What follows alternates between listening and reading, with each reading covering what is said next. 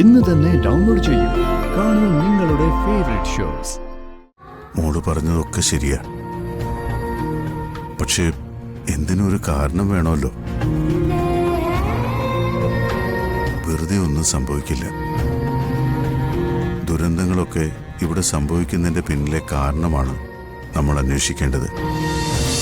അവര് വക്കീലിനെ മാറ്റിയതിന്റെ പിന്നിൽ വേറെന്തോ ഉദ്ദേശമുണ്ട്. എന്തുദ്ദേശം? എല്ലാവർക്കും സ്വന്തം കാര്യം തന്നെയാണല്ലോ വലുത്. ഇവിടെയും അത് തന്നെയാ കാരണം. മനസ്സിലായില്ല. അല്ലെങ്കിലും നിനക്കൊന്നും മനസ്സിലാവില്ല. നീ പൊട്ടിയല്ലേ. നിന്നെ അവരെല്ലാം കൂടെ പറ്റിക്കാ മീരെ. ഇങ്ങനെ പോയാലേ അനൂപിന് ജാമ്യവും കിട്ടില്ല, ഒന്നും കിട്ടില്ല. വർഷങ്ങളോളം ചിലപ്പോ ജയിലിനകത്ത് കിടക്കേണ്ടി വരും. സച്ചിക്കിപ്പോ വലുത് അവന്റെ ഭാര്യയും കുഞ്ഞുവാ. അതിനുവേണ്ടി അവൻ എന്ത് കളിയും കളിക്കും, ആരെയും ചതിക്കും. ഇക്കാര്യം അവിടെ ബാക്കി എല്ലാരും അറിഞ്ഞു. അറിഞ്ഞിട്ടിപ്പോ എന്താ കാര്യം? അവര് വക്കീലിനെ മാറ്റിയ ശേഷമല്ലേ ഇവിടെ വന്ന് കാര്യങ്ങൾ അച്ഛനോട് പോലും പറഞ്ഞത്. അത് കേട്ടതുകൊണ്ട് എനിക്കിപ്പോ നിന്നെ വിവരം അറിയിക്കാൻ പറ്റി. നിന്റെ ഭർത്താവിനെ രക്ഷിക്കണമെങ്കിൽ നീ വേറെ എന്തേലും വഴി ആലോചിക്കും. അല്ലാതെ ഇവരേർപ്പാടാക്കിയ വക്കീൽ അനൂപിനെ ജാമ്യത്തിലെടുക്കുന്നത് എനിക്ക് തോന്നില്ല. അവിടെ അച്ഛനും അമ്മയൊക്കെ ഉണ്ടല്ലോ, അവരോടൊക്കെ ഒന്ന് ആലോചിച്ചിട്ട് വേണ്ടത് ചെയ്യും.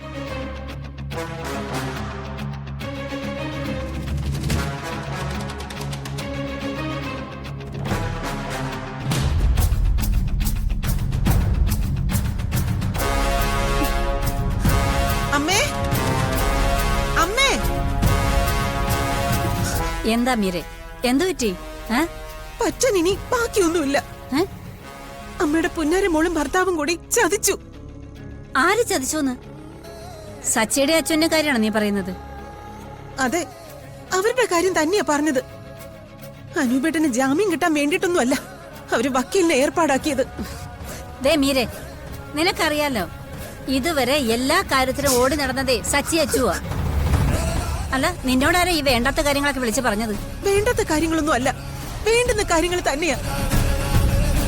അല്ലെങ്കിൽ പിന്നെ അവന്തിക ഏർപ്പാടാക്കിയ വക്കീലിനെ അച്ചു സച്ചിയും കൂടി മാറ്റി എന്തിനാ? വക്കീലിനെ മാറ്റിയെന്നോ? ഓ, അവന്തികയാണോ നിന്നോടിതിപ്പോ പറഞ്ഞത്? കുറ്റപ്പെടുത്തിട്ട് എന്താ കാര്യം? നല്ല ക്രിമിനൽ വക്കീലിനെയാ അവൾ ഏർപ്പാടാക്കിയത്. അയാളെ മാറ്റിയിട്ട് ഇപ്പൊ സച്ചിയുടെ ഏതോ കൂട്ടുകാരന്റെ ജ്യേഷ്ഠനെ വെച്ചിരിക്കുന്നു. എനിക്കറിയില്ല ഇനി എന്താ ചെയ്യണ്ടേന്ന്.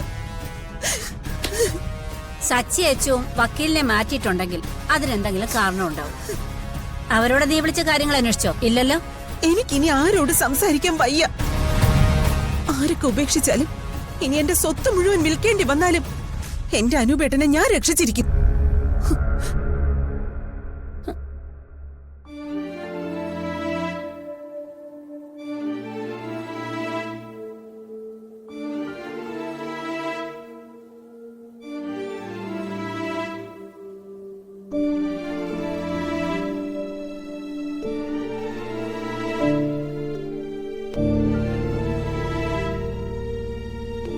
അച്ഛാ,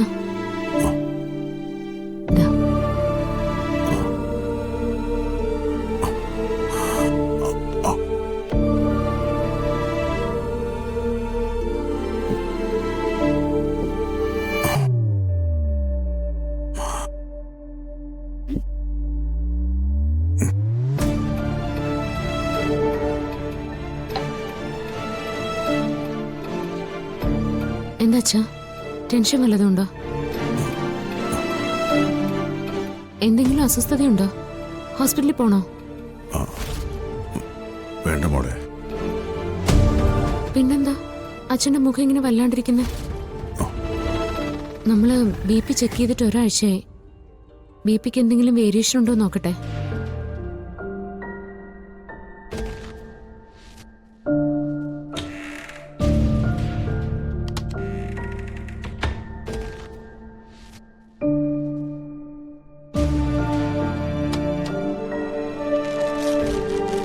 കൈ ഇങ്ങോട്ട് നീട്ടേ.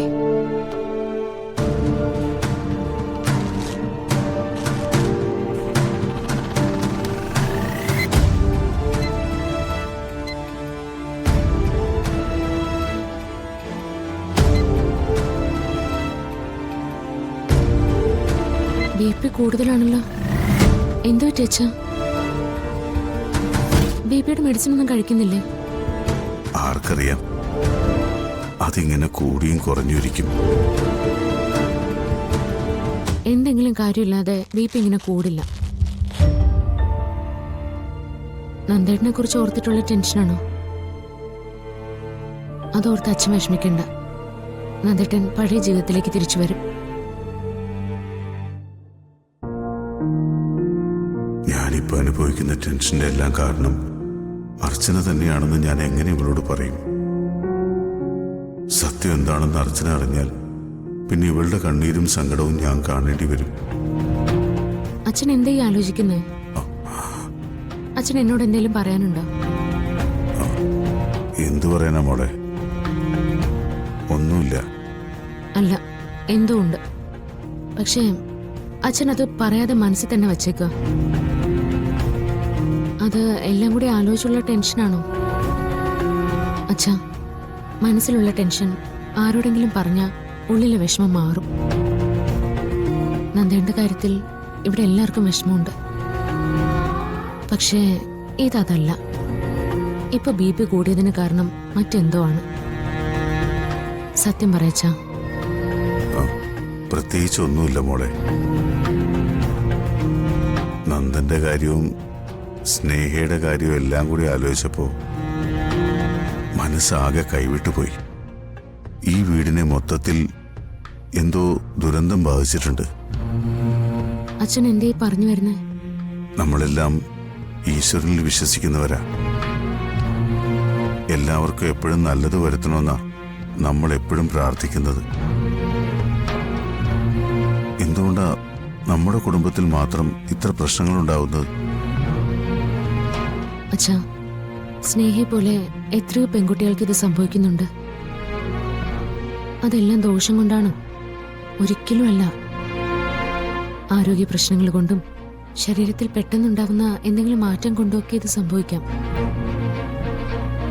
പിന്നെ നന്ദേട്ടന്റെ അപകടം, അത് ദൈവം വിധിച്ചൊന്നുമല്ല. ആരോ മനഃപൂർവ്വം നന്ദേട്ടനെ കൊല്ലാൻ ശ്രമിച്ചതാ.